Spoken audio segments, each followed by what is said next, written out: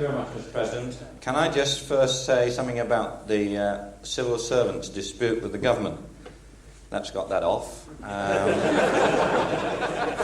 Basically, can I just say that I want to tell you one or two odd facts and figures about aeroplanes which you possibly didn't appreciate, and B, to alleviate any fears the next time you fly.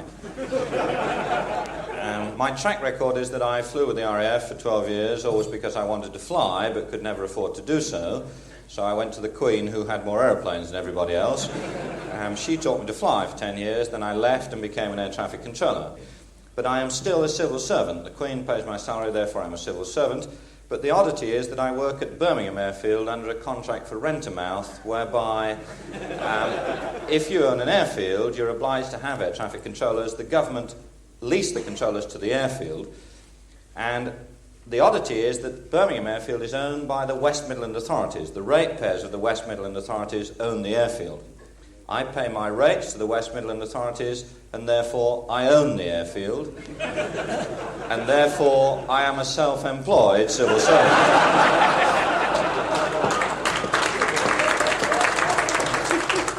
There aren't many of us around, but those that are have got their pension stitched up a treat, I can assure you.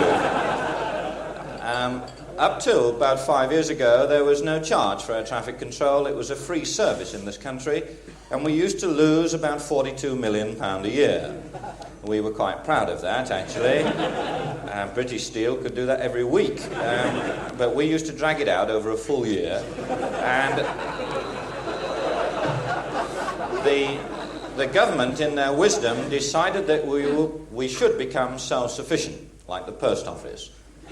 And if you don't charge for your service, to recoup 42 million would prove difficult. It's like saying to the army, you will become self-sufficient. I mean, short of the odd rape and pillage, there's no way that the army are going to bring that money back. So we get our money in two ways, in fact. One is straightforward, and the other will come as a shock. The easy way was to levy every passenger, which is what we now do. So when you buy an airline ticket now, it doesn't matter who you buy it from or where you're going to, between 1 and 2p of your ticket price comes to us. That didn't bring anything in, so we went for the second one, which was a winner, and that is that if you own an airfield, you must have a license to go with it. Now this is the shock bit, I don't know if you know this, it works very similar to television. If you have a television, you should have a license to go with it. It doesn't improve reception, it's just one of the things you're supposed to have. And if you haven't got a license for your television, forget it. There's only about 4 vans in the Midlands with spinning roof racks.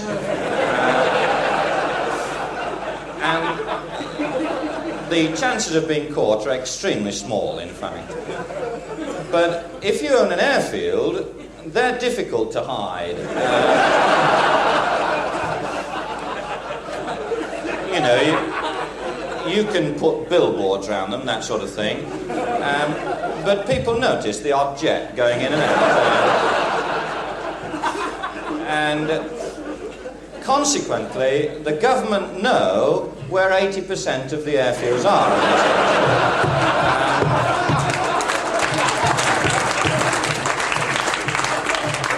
And from that point of view, we could increase the licence fee. Now, 5 years ago, the licence at Birmingham Airfield was £35. Just an ordinary black and white licence, just a straight. This year, we've increased that to 35,000. We don't mess about with 10%. We work on the principle that you won't get away with it very often, so when you do, you hit them hard. We've just published our figures for the first 6 months of this year, and we're exactly 21 million in the red. So it's all been a complete and utter waste of time, actually. The only reason I mentioned all that nausea was the fact, obviously, that there are bankers in the room who well understand facts and figures far better than I do, and you may well learn from this one fact, if nothing else. And that is that we have changed our accountancy system to the system which is used by Pan Am, which is the American state airline, which is the only state airline in the world who have not made a loss in the last 5 years. Pan Am make a negative profit.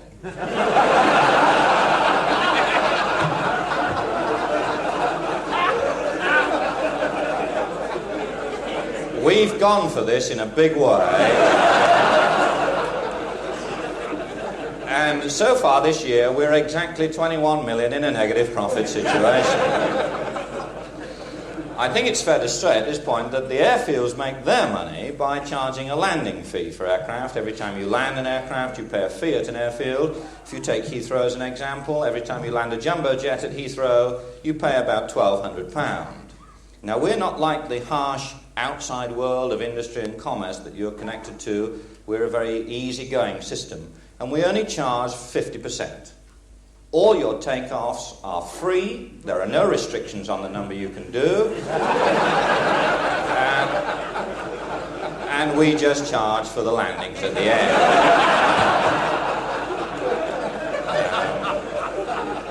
Now, what do you get for £42 million? Not a lot, really. Basically, you get safety. My records only go back 16 years, mainly because there was the biggest air smash ever in the 70s. But it works like shipping figures. You draw a line above the Titanic and work up, that sort of thing. We have not had an air traffic control contributed crash in this country in the last 16 years. We still get crashes on takeoff and landing, but that's the pilot's problem. It's nothing to do with me. You know, if he can't get it right for the first and last 3 minutes of the trip, well, it's a pretty poor show, as far as I'm concerned. My job is extremely simple as an air traffic controller. All I have to do is to stop the airplanes banging into each other, and I've won. If they do bang into each other, I've lost. The only redeeming feature is that if it's a good bang, at the subsequent Board of Inquiry, I'm the only one there.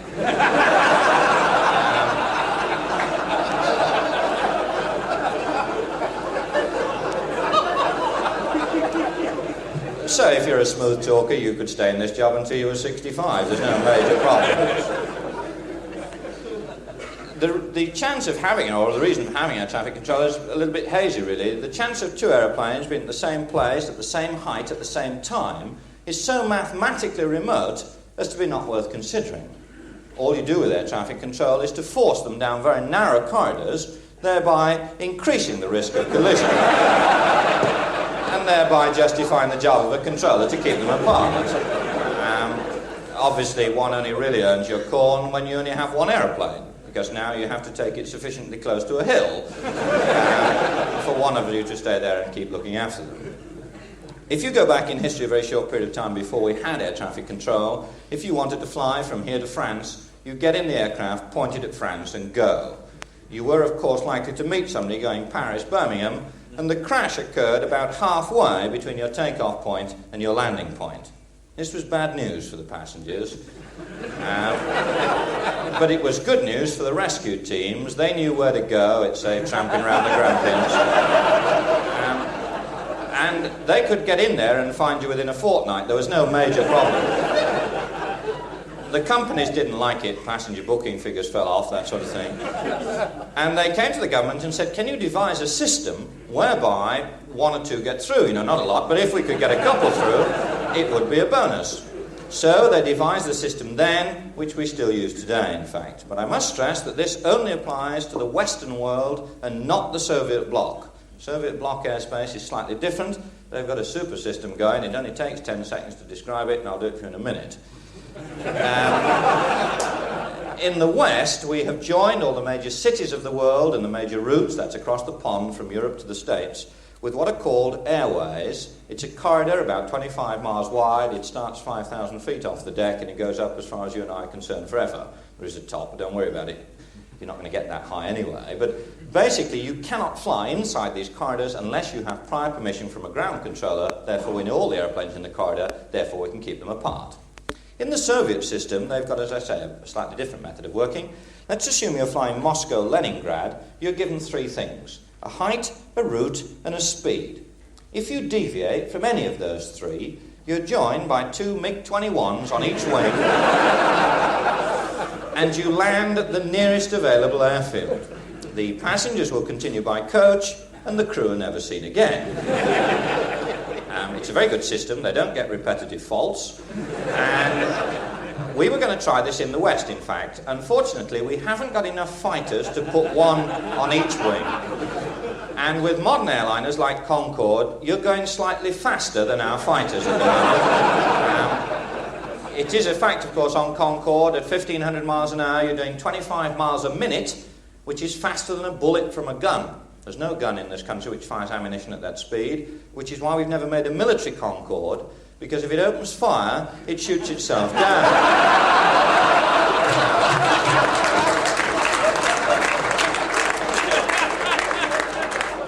So at the moment, we're restricted to using this heap as a civilian airline.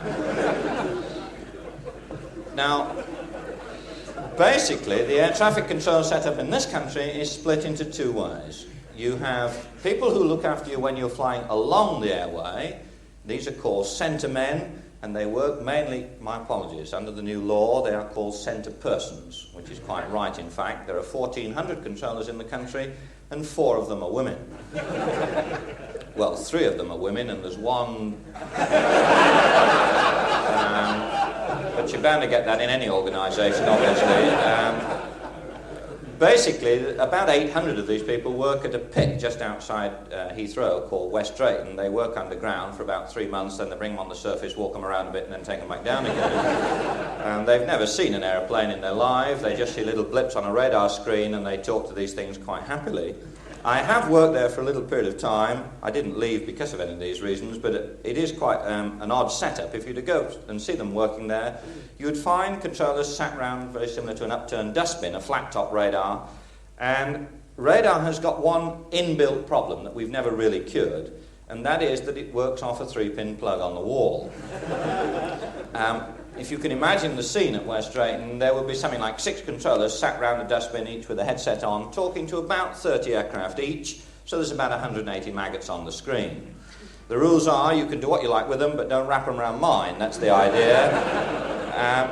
And you look after your 30, I'll look after mine. And the problem, as I say, with this electrical problem that we have so far is very similar again to television. That is, if ever you get home tonight, which is debatable, I suppose, the way we're going, but if we do get home tonight, don't switch your television off on the set, pull the 3-pin plug out of the wall, and you'll find that if you have a 22-inch screen, your picture will go down to about a 3-inch square for a short period of time, and then it will disappear down the hole in the middle. Picture the scene at West Drayton. 6 controllers sat round a flat-top radar, all talking to their 30 aircraft, when the tea lady treads on the 3-pin plug in the wall. And they all now stand and stare intently into a picture which is about the size of a pint pot. All 180 aircraft are still there, but much closer together now than they were before. They start to shout and their voice goes up a couple of octaves, and then it goes down the hole in the middle. There is a stunned silence, which is measured in microseconds, and then they push their headset back off one ear, because you can't hear each other talk with a hat on, and they would say, "Where were yours?" And you'd say, "I got 2 going into Gatwick, 3 out of Luton, 2 upbound to Manchester, 2 downbound out of Birmingham." The bloke said, "That's quaint. I got 1 going into Gatwick, 2 coming out of Luton." And you chat about this and read the weather for anywhere. Doesn't matter where it is, Leningrad, anything. Just keep reading the weather, because while you're talking, they can't get in and ask you what's gone wrong. And you push the plug back in the wall, and the picture will return. Obviously, if you don't talk to aeroplanes, they tend to clear off in any direction that they wish. And you can normally find 29 of your aeroplanes, but not the last one. So you sit quite quietly talking to your 29, and you watch the screen, and you see one little maggot setting off on his own. And you say to the others, "Anybody working that?" And they go, "Nothing to do with me, mate. You got all on with this lot, you know." And it has to be yours, so you just turn it round and bring it back into the pack. And the other type of controllers there are bank controllers. I should bring that up at an evening like this, but they're sat very similar to the top table here, and you'd see each controller using a tube which would give him about 20 miles of airspace. The aeroplanes jump onto the left-hand side of your tube, rattle down it, and just before they fall off the end of your world, you wake the man up on your right, tell him what all 20 aircraft are, he looks after them down the leg, and that's how it goes. When I first went there, of course, they put me at that end, out the way, and the man right at that end is the outbound controller from Heathrow, who is a sadist, been highly trained to be completely unusable, and his intention in life is to get the aeroplanes off the ground at the fastest possible rate. So he launches the first one straight ahead, next one left, next one right, straight ahead, left, right. He can keep that up all day, 1 a minute. The man next to him is the catcher. who has got to try and put this lot back into some form of order, because you've got the Paris flights going north and the Glasgow flights heading south at this time. He will work them, get them back in the right order, and so on down the line. I'm sat right at that end, and they would shout as I could see the stuff coming down the screen to me. And on a normal morning, on the rush out of Heathrow, you get about 30 aircraft at once on the tube, something like 15 jumbo jets amongst them. Just before they came onto my world, the man would punch me in the ribs. I'd put down the Rivali or, page 3, and he would say 30, and they'd all jump onto my screen. He would identify all them for me, and I would work them for 20 miles. Just before they fell off the end of my world, I looked round and there was nobody on my right. So I had to phone the next controller, who was the French controller. Now, this incident occurred in August 1972, going back a long time, but it may have affected some people in this room, because if you're going on your holidays in August 72, this was the reason it took a long time to get there. The day in question was a Friday, and the French have got a super habit, and that is that they go on strike, but they don't tell anybody that they're going on strike. Friday morning, I would pick up the phone and say, "Good morning, Pierre." I don't know if that's what his name, but everybody called him that sort of thing. And I would say, 30 for you. And he would say, hee-haw, hee-haw, hee-haw. I accept them. And I would say, knockout, and throw them over to him, you see. And what he did with them, I didn't care, as long as he didn't turn them around and bring them back. This particular morning, Friday, August, I picked the phone up. I said, "Good morning, Pierre, 30 for you." And he said, "I spit on your aircraft," and put the phone down. Which I thought was a bit strong, actually. I hadn't said anything to him, so I rang him again. I said, "Come on, mess about, just take them." He said, "He's finished today, we are on strike. No aeroplanes, we are not working. Good day, sir," and put the phone down. I said, "That's novel." So I rang the other controller, which was the other name which was etched into the desk, which was the Belgian Air Traffic Control Service, and I rang him and I said, "Good morning, Pierre," because they're all pretty much of a muchness, obviously, over there. And I said, "I got 30 for you." And he said, "I accept them." I said, "Knockout," and threw them all over to him. Now, the lad must have had a brainstorm, actually, because the Belgian Air Traffic Control Service isn't that busy. They have about 3 gliders a year. And to suddenly get jumped by 30 jumbos seemed a good thing to me, actually. But he did a sterling job. And anybody going on their holidays to Spain in August 72, he took them all the way through northern Europe, into Italy, refueling in Rome, down to the toe of Italy, and back along the Mediterranean to get to Spain. That was the only way you could get there without going through France. Saturday I didn't work, but apparently it was chaotic. Sunday I worked. I'd never seen anything like it in my life. Everything turned left at Dover, which isn't the best way to get to Spain, you can believe me. And by Monday, it was getting a bit thin. So I rang this bloke on Monday morning. I said, "Come on, mess about, 30 for you." And he said, "I accept them." I said, "Knockout, you're back at work." He said, "Affirmative. We came back to work Saturday." It's been very quiet this weekend. Absolutely true, in fact. They went on strike for 23 hours and didn't tell us when they came back. So I left. And I went to an airfield. And I now work at an airfield where you're responsible for takeoff and landing, which is far more interesting in the centre, because this is the only thing you're going to hear about. Basically, the idea is that, as I say, we do the takeoff and landing, so it becomes a pilot-controller relationship. Now, so that we get this thing straight, the easiest way is to let you do it yourself. Let you fly a modern aircraft and you'll see how the thing fits together. From now on, ladies and gentlemen, you are all pilots, not captains. Don't get carried away. Just pilots, the lowest form of life on a flight deck. I want to be the captain, not because I want to show off, but my life's in your hands. One of the perks with your job as a pilot, of course, is that you get a good seat at the front.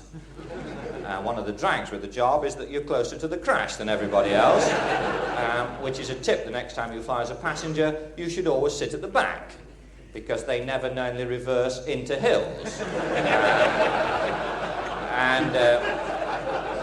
If you're going for ultra safety, you should find under which seat they have put the black box.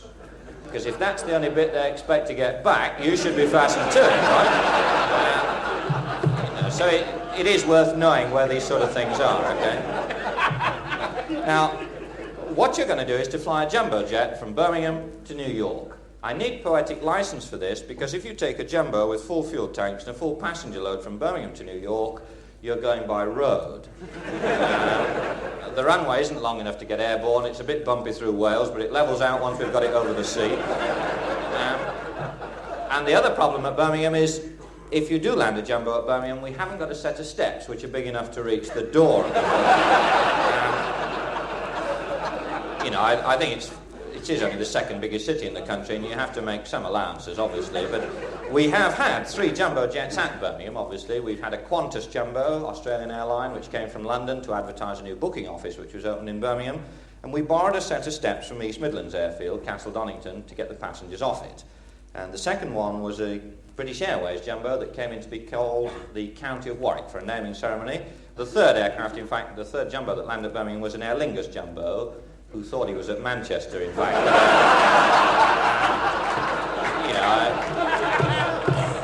I think it's fair to say that they all look pretty much the same from 12,000 feet.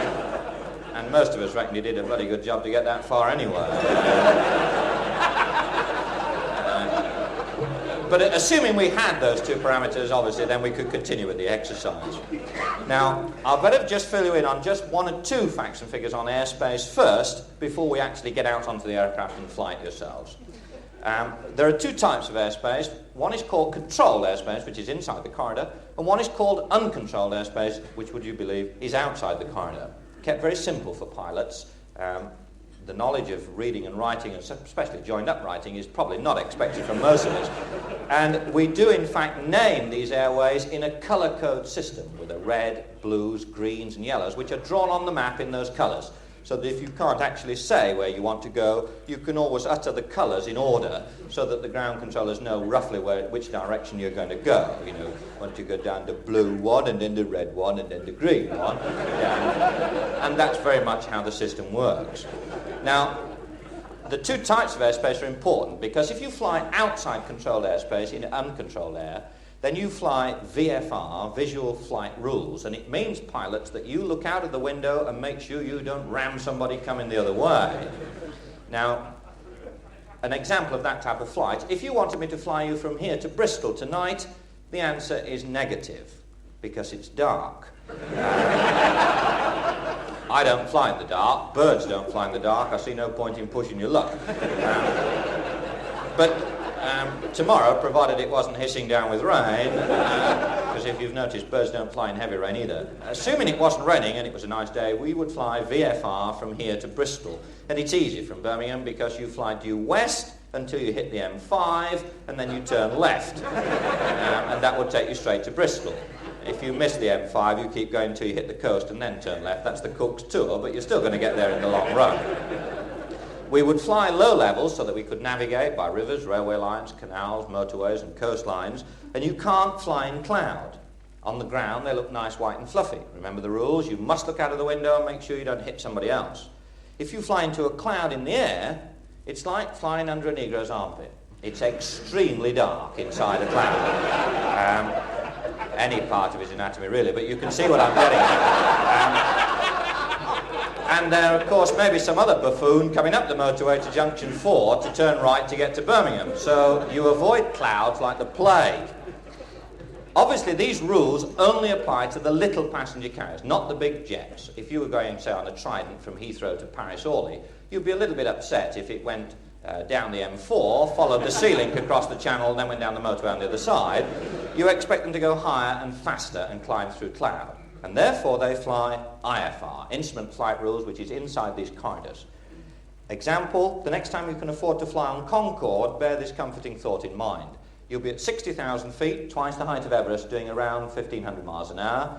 And at 1,500 miles an hour in Concorde, you have the nose up. You appreciate that when she's on the ground, they crack the nose on Concorde so it hangs below the aircraft, so the pilots can see where they're going. Otherwise, they tend to stick it into hangar doors and things like that, which can be quite expensive, obviously. But in the air, you have the nose up, because if you don't, it breaks off. And it's extremely drafty in a convertible at 1,500 miles an hour. When you have the nose in the uplock position, you have 2 heat shields which come over the windscreens at the front, which are made out of metal. It says made in France or made in England. It depends which one you've got. But the comforting thought is that the pilot cannot see where he's going. There are 2 little windows at the side, so you can see where you've been, but you can't actually see where you're going. So he relies on a ground controller to make sure he doesn't ram somebody coming the other way. Now, he should worry little, in fact, because the only thing you'll hit at 60,000 feet is the other Concorde coming the other way, or the odd Apollo rocket going up or coming down. There's not a lot of traffic at 60,000, so you should worry little.